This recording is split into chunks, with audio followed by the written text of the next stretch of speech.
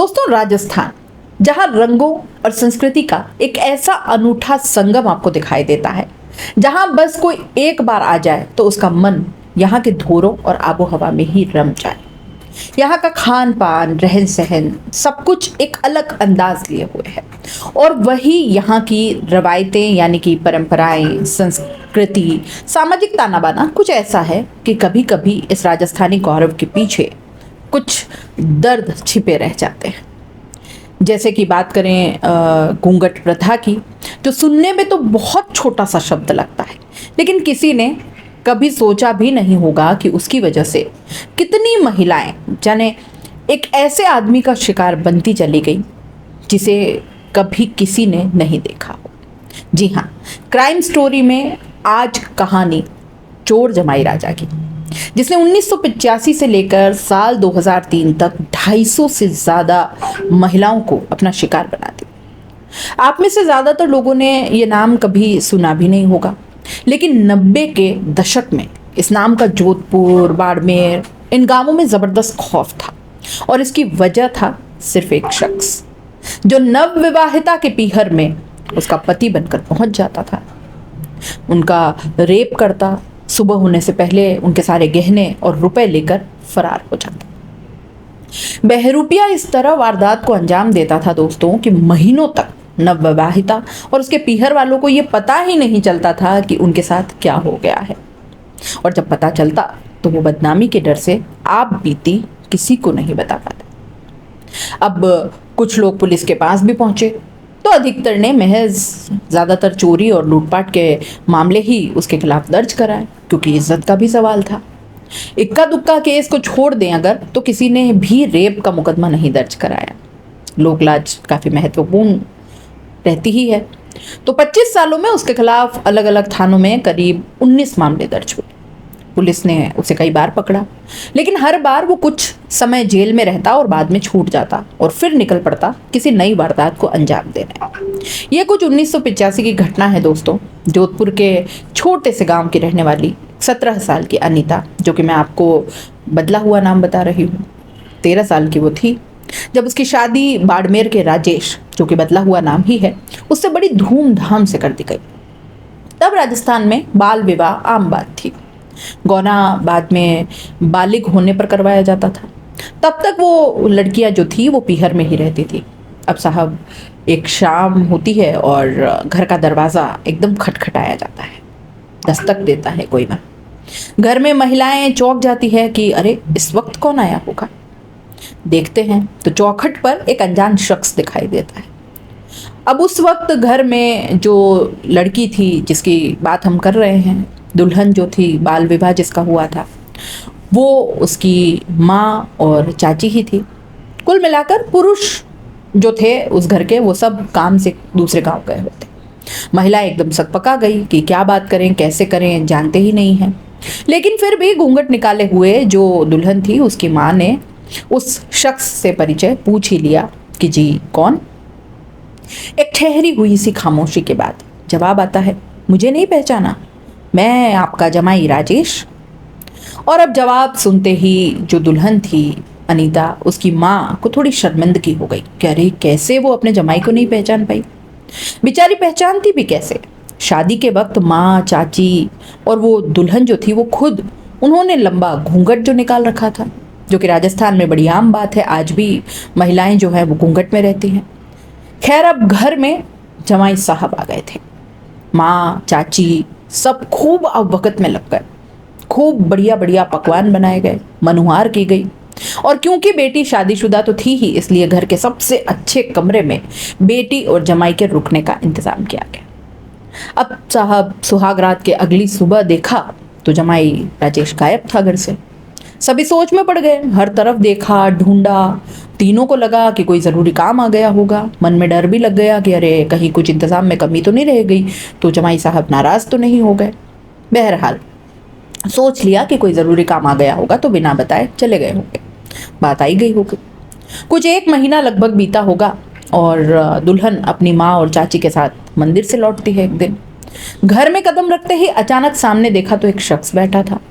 उन तीनों को देखते ही दुल्हन के पिता बोलते हैं कि देखो कौन आया है। हमारे जमाई राजेश जी। अब ये सुनते ही तीनों के पैरों तले जमीन खिसक जाती है। मन में सवाल उठता है कि अगर ये जमाई राजा है तो फिर वो कौन था जो 1 महीने पहले आया था। उस समय ज्यादातर लड़कियों के बाल विवाह हुआ करते थे और लड़की के 18 साल या उससे कुछ ज्यादा उम्र होने के बाद ही बढ़िया मुहूर्त देखकर उसका गौना किया जाता था, यानी उसे ससुराल भेजा जाता था। इस दौरान सिर्फ विवाह के दौरान एक बार वो ससुराल जाती थी और रस्म अदायगी करके तुरंत उसे वापस पीहर भेज दिया जाता। इसके बाद गौना होने से पहले तक वो अपने पीहर में ही रहा करती थी और इस दौरान पूरे वक्त लंबा घूंघट रहता था। लंबे घूंघट के कारण पति को जानना तो दूर, दुल्हन उसे ढंग से देख तक नहीं पाती थी और दूल्हे का कभी कभार जब अपने ससुराल जाना होता तो उसे दिन में अपनी दुल्हन के पास जाने की अनुमति नहीं हुआ करती थी। रात को एक कमरे में रह सकते थे, लेकिन तब ज्यादातर गांवों में बिजली नहीं होती थी। ऐसे में दोनों एक दूसरे का चेहरा तक नहीं देख पाते। चोर जमाई राजा भी राजस्थान से ही था, तो ये बात वो बहुत अच्छी तरह जानता था और शायद इसी का वो फायदा उठाता था। वो किसी भी विवाहिता के पास उसके पीहर में जाने से पहले उसके पति, ससुराल, इन सब के बारे में बहुत अच्छे से पूरी जानकारी जुटा लेता। उसे सब कुछ पता होता था कि अभी असली दूल्हा कहाँ है और वो कितने टाइम तक अपने ससुराल नहीं जाने वाला है। लगातार चलते इस सिलसिले के कारण चोर जमाई राजा के किस्से तो पुलिस तक पहुंच रहे थे, लेकिन लोकलाज के डर से कभी कोई शिकायत नहीं देता। अब साल 1988 में बाड़मेर जिले के चौहटन पुलिस थाने में एक गांव में पहली शिकायत दर्ज होती है।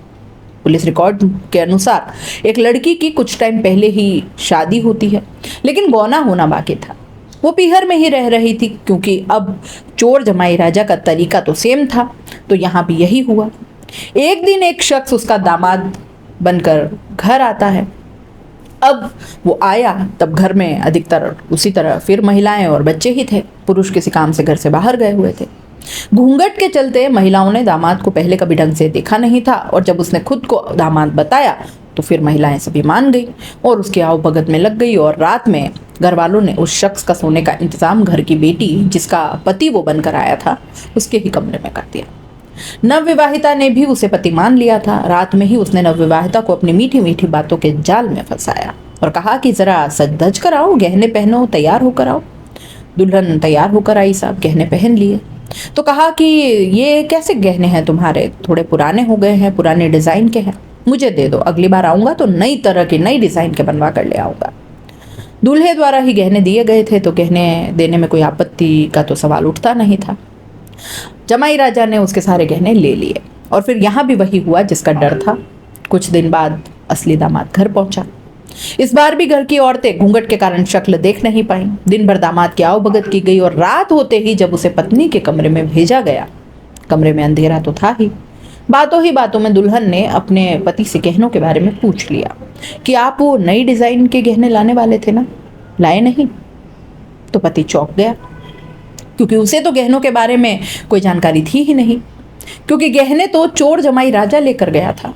और इसके बाद दामाद को वो पूरा मामला पता चलता है, वो सारी बात पूछता है और अगली सुबह दामाद ने इस मामले की जानकारी ससुराल में दी तो हर कोई सन्न रह गया। सभी को बदनामी का डर सता ही रहा था। आखिरकार काफी सोच विचार कर चौहटन पुलिस थाने में मामला दर्ज करवा दिया गया। ये वो पहला मामला था जब चोर जमाई राजा के खिलाफ आखिरकार पुलिस को रिपोर्ट मिल गई। पुलिस अपना काम शुरू कर उसकी तलाश कर ही रही थी कि कुछ महीने बाद ही इसी थाने में एक दूसरे गांव से एक बिल्कुल सेम ऐसा ही केस दर्ज कराया गया। दोनों केस में बहुत सारी बातें कॉमन थी।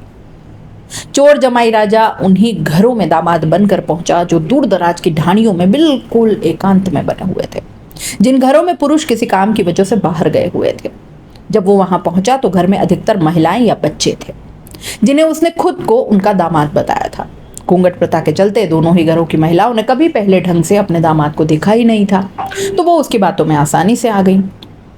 पुलिस के पास अब 2 शिकायतें थी, लेकिन अब भी ये केस उलझी हुई पहेली था क्योंकि जिसे पकड़ना था उसकी चेहरा अब तक किसी ने नहीं देखा। आलम यह था कि लड़की के पीहर वालों को सच का पता भी चल जाता तब भी लोक लाज के डर से पुलिस में रिपोर्ट नहीं दर्ज कराते। साल 1988 आते आते पुलिस के सामने उसके खिलाफ चोरी के ही सही लेकिन 2 मामले तो दर्ज हो गए, लेकिन पुलिस के हाथ अभी भी खाली थे। पुलिस हैरान परेशान कि आखिर कौन शख्स है जो इन वारदातों को अंजाम दे रहा था। चोर जमाई राजा का खौफ इतना बढ़ गया था कि ससुराल पहुंचने पर दामाद का सत्यापन करवाया जाता। रात में वो अपनी पत्नी के साथ भी नहीं रह सकता था। कोई दामाद ससुराल जाता और घर में सिर्फ महिलाएं होती तो पहले इस बात की तसल्ली की जाने लगी थी कि जो शख्स आया है वो असली दामाद ही है ना। तो अब जो मैं आपको बताने जा रही हूँ ये किसी पुलिस रिकॉर्ड में तो दर्ज नहीं है दोस्तों, लेकिन बाड़मेर जिले के निम्बल कोट के बुजुर्ग इस बात की जरूर तस्दीक करते हैं। इतना ही नहीं, जिले के कई थानों की पुलिस भी मौखिक तौर पर इसे स्वीकार करती है। 24 अगस्त 1988 में दूसरा मामला दर्ज होने के 2 दिन बाद ही चौटन पुलिस को सूचना मिलती है। एक शख्स ने फर्जी दामाद बन इलाके के एक घर में घुसने का प्रयास किया और इस बार लोगों ने उसे पहचान लिया कि ये तो उनका दामाद नहीं है। लोगों ने उसे पकड़ा, खूब पीटा और रात भर बंधक बनाकर भी रख डाला। अगली सुबह उसे पुलिस को सौंप दिया गया। चौटन पुलिस की पूछताछ में उस शख्स ने अपना नाम जियाराम जाट निवासी निम्बल कोट बताया। सख्ती से पूछताछ की गई तो फिर उसने चौहटन थाने में दर्ज मामलों को भी स्वीकार लिया। अपनी भूमिका उसने स्वीकार कर ली थी कि हाँ, मेरे द्वारा ही किया गया है। उसने पुलिस पूछताछ में कबूल किया कि इससे पहले भी ऐसी कई वारदातों को वो अंजाम दे चुका है। हालांकि उसके खिलाफ महज चोरी के ही मामले दर्ज होने से पुलिस ने 31 अगस्त 1988 को उसके खिलाफ चालान पेश कर उसे जेल भेज दिया। लेकिन कुछ दिन बाद वो जेल से छूटकर बाहर आ गया और फिर उसमें कोई सुधार नहीं आया और चोर जमाई राजा बनकर वारदातें करना उसने जारी रखा। कई बार उसके खिलाफ मामले दर्ज हुए, जेल भी गया, लेकिन छूटते ही फिर वारदातों का वही सिलसिला शुरू हो जाता। पुलिस रिकॉर्ड में उसके खिलाफ साल 2009 तक चौटन और सिंधरी थाने में 4, बाड़मेर के कोतवाली थाने में 3, समदड़ी, धौरीमन्ना, बालोतरा, जोधपुर, सरदारपुरा और जाने कई जगह राजस्थान के कई ऐसे जगह उसके मामले दर्ज होते रहे। पुलिस ने उसकी पूरी हिस्ट्री शीट खोल कर रख दी। साल 2013 में एक मामले में जब बाड़मेर पुलिस ने जियाराम को गिरफ्तार किया तो उसने पुलिस को खुद बताया था कि वो अब तक 250 से ज्यादा लड़कियों का पति बनकर उनके पीहर में उनके साथ रात गुजार चुका है। पुलिस में तो उसके खिलाफ ये चंद मामले दर्ज हुए हैं। अपने इन घिनौने अपराधों को वो अपनी आर्ट बताता था और इतना ही नहीं, उसे इस पर गुमान भी था, उसे इस बात का अभिमान था। आखिरी बार चोर जमाई राजा जो था जियाराम जाट को सिंधरी पुलिस ने पकड़ा, तब वो संदिग्ध हालत में बाड़मेर के पटौदी एरिया में घूम रहा था। पुलिस ने वहां आने का कारण पूछा तो उसने कोई जवाब नहीं दिया और इसके बाद उसे गिरफ्तार कर तहसीलदार के सामने पेश कर दिया गया। अब तहसीलदार को जब उसके पुराने क्राइम रिकॉर्ड की जानकारी दी गई, सारे कांड उसे बताए गए, तो उन्होंने उसे जमानत पर छोड़ने से इनकार कर दिया और जेल भेज दिया। जियाराम ने पूछताछ में बताया कि वो ऐसे घर ढूंढता था जहां विवाहित लड़की का गौना होना बाकी हो। ऐसे घर ढूंढकर वो रात 9-10 बजे दामाद बनकर पहुंच जाता। उस समय ज्यादातर ढाणियों में बिजली नहीं होती थी, ऐसे में लड़की के पीहर वाले उसे पहचान नहीं पाते और रात काफी हो चुकी होती थी, इसलिए वो उसे वहीं रुकने का मनुहार भी करते थे। वो लोग दामाद समझकर उसकी जमकर खातिरदारी करते थे और लड़की और दामाद को एक कमरे में रुकवा देते। जियाराम पति बनकर उन लड़कियों के साथ रेप करता और फिर उसे अपनी बातों में फंसाकर सभी उसके गहने लेकर भाग जाता। जियाराम लड़की से कहता था कि तुम्हारे गहने तो देखो छोटे हैं, इनकी डिज़ाइन अच्छी नहीं है, ये पुराने हैं, ये सब मुझे दे दो और अगली बार जब आऊँगा तो बड़े और नई डिज़ाइन वाले अच्छे गहने ले आऊँगा। लड़की बड़ी आसानी से उनकी बातों में आ जाती और अपने गहने उसे दे देती। इसके बाद सुबह होते होते वो वहाँ से फरार हो जाता, सारे गहने लेकर। चोर जमाई राजा के नाम से कुख्यात जियाराम जाट निम्बलकोट गांव का रहने वाला था और निम्बलकोट के सरपंच नगाराम भी बताते हैं कि जियाराम पढ़ा लिखा नहीं था और उसके पिता पूराराम की भी जल्दी ही मौत हो गई। माँ ने ही उसे पाला था। जब शुरुआत में ही उसके अपराधों की जानकारी उसकी माँ और गांव के लोगों को लगी तो सभी बहुत शर्मिंदा हुए और उसे खूब पीटा गया, समझाया भी गया, लेकिन वो कहाँ मानने वाला था। थोड़े दिन बाद फिर नया कांड कर डालता। हालांकि उसने अपने गांव निम्बलकोट में कभी कोई अपराध नहीं किया। कहते हैं कि उसकी माँ मजदूरी कर घर चलाती थी और फिर क्योंकि पाप का अंत एक दिन होना ही होता है तो एक दिन साल 2016 की बात है, 46 साल की उम्र में जियाराम का शव बाड़मेर के खारिया खुर्द की सरहद स्थित एक ढाणी में मिलता है। खबर आग की तरफ फैली। पुलिस ने उसके शव का पोस्टमार्टम करवाया तो पता चला था कि उसके फेफड़े पूरी तरीके से खराब हो गए। वो अपने पिता का इकलौता बेटा था। पिता की काफी समय पहले मौत हो गई थी। उसकी बूढ़ी माँ आज भी निम्बलकोट गांव में ही रहती है और कुछ इस तरह से चोर जमाई राजा की दहशत का अंत हुआ, जहां कई मासूम परिवार और दुल्हनें इस तरह से चली गई।